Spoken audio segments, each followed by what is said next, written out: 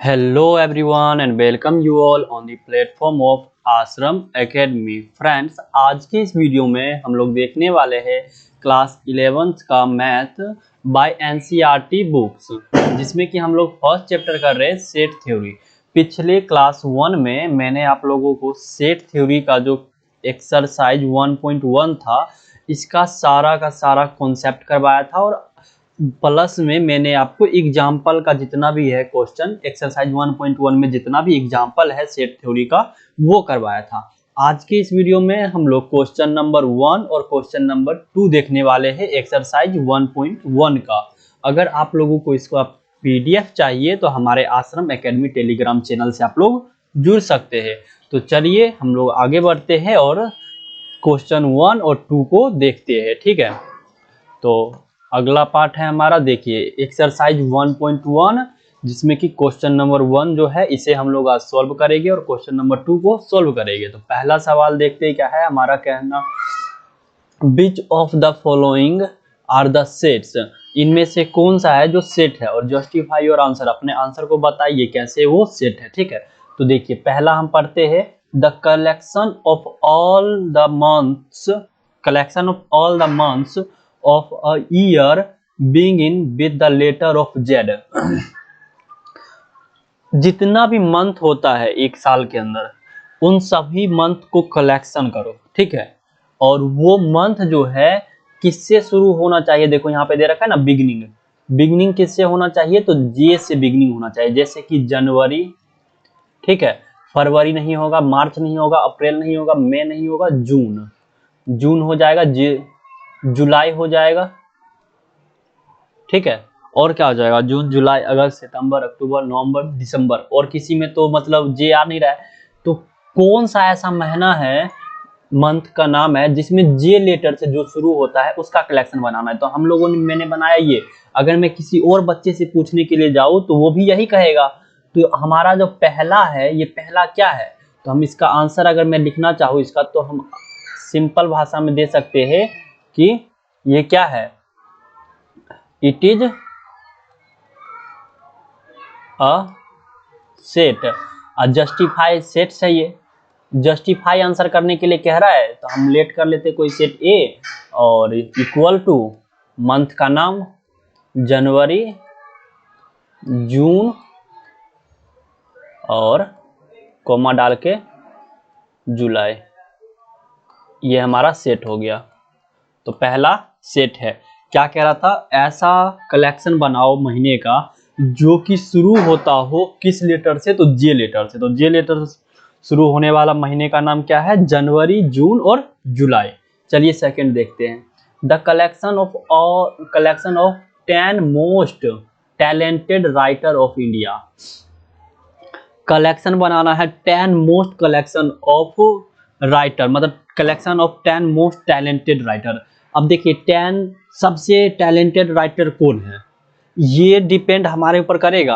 अगर मैं अपने नज़र से देखूं तो मैं कहूँगा मुंशी प्रेमचंद्र जो है वो बहुत बढ़िया राइटर है, वो बहुत बढ़िया बढ़िया कविता लिखे है, बढ़िया बढ़िया कहानी लिखे। किसी और बच्चे से पूछने के लिए जाऊँगा तो वो किसी और का नाम लेगा, वो किसी इंग्लिश राइटर का नाम ले लेगा, है ना। तो ये जो राइटर है सबका अपना अपना पसंद होगा, है ना। टैलेंटेड सबके नज़र में कोई और होगा। जैसे अगर मैं कोई क्रिकेट खिलाड़ी का बात करूं तो मैं कहूँगा सबसे बेस्ट खिलाड़ी कौन है, तो कोई कहेगा महेंद्र सिंह धोनी है, कोई कहेगा कि कोहली है, कोई कहेगा युवराज सिंह है, कोई कुछ कहेगा, कोई कुछ कहेगा।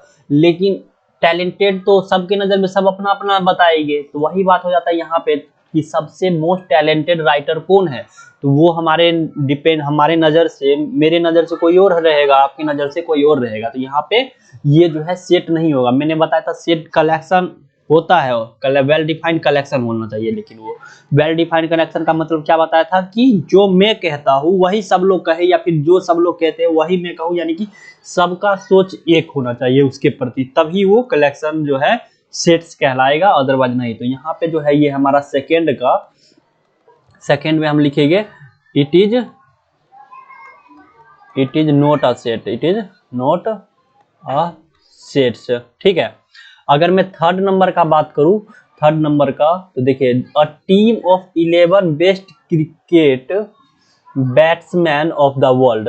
पूरे वर्ल्ड में 11 बेस्ट क्रिकेट बैट्समैन का नाम बताना है, बैट्समैन। तो देखिए ये भी हमारा सेट नहीं है। क्यों नहीं है ये सेट? क्योंकि अगर मैं अपने नज़र में देखूं तो भाई बैट्समैन धोनी सबसे बेहतर रहेगा, लेकिन किसी और बच्चे से मैं पूछने के लिए जाऊंगा तो उसको विराट कोहली पसंद होगा कि नहीं विराट कोहली सबसे बढ़िया खेलता है। किसी और से पूछूंगा तो कोई और कहेगा नहीं मेरे नज़र में तो भाई विराट कोहली भी नहीं है, युवराज सिंह है, कोई कुछ कहेगा। तो ये जो है एक वेल डिफाइंड नहीं हुआ ना, इसीलिए हमारा थर्ड नंबर जो है इसमें भी हम क्या लिख देंगे, it is note a set. ये सेट्स नहीं है। अगर सेट्स होता तो हम इसका जस्टिफाई करते, जैसे कि हमने पहला वाला का बना के दिखाया था। ठीक है, चौथा देखते हैं, the collection of all boys in your class. Collection of all boys in your class, अब बताना है ये सेट्स है या नहीं है। मैं आपकी क्लास की बात कर रहा हूं, तो आपके क्लास में जितने भी बॉयज है उन सब का कलेक्शन, तो ये सेट है, इट इज सेट। क्योंकि मैं अगर आपसे पूछता हूं तो आप कहोगे मेरे क्लास में 11 बच्चे हैं, अगर किसी और से मैं पूछूं तो वो कहेगा मेरे क्लास में, मतलब आपके क्लास के बारे में कि आप जिस क्लास में पढ़ रहे हो उसमें कितना है, तो वो भी कहेगा अपना क्लास का वो बताएगा, है ना। तो यहाँ पे जो है ये अपना क्या कहते हैं, the collection of all boys in your class, in your class, आपकी क्लास में जो बॉयज है उसका कलेक्शन क्या वो सेट्स है या नहीं, ये बताना है ना। तो ये नहीं होगा, it is not a set. आपके क्लास में हो सकता है 10 बच्चे रहेगा, किसी और की क्लास में 11 बच्चे रहेगा, मैं योर क्लास का बात कर रहा हूँ तो सब अपना अपना बताएंगे, सबका एक जैसा आंसर नहीं आएगा, इसीलिए ये सेट नहीं होगा। 5 नंबर का देखते हैं, the collection of all natural number less than 100, हाँ ये सेट्स हो जाएगा।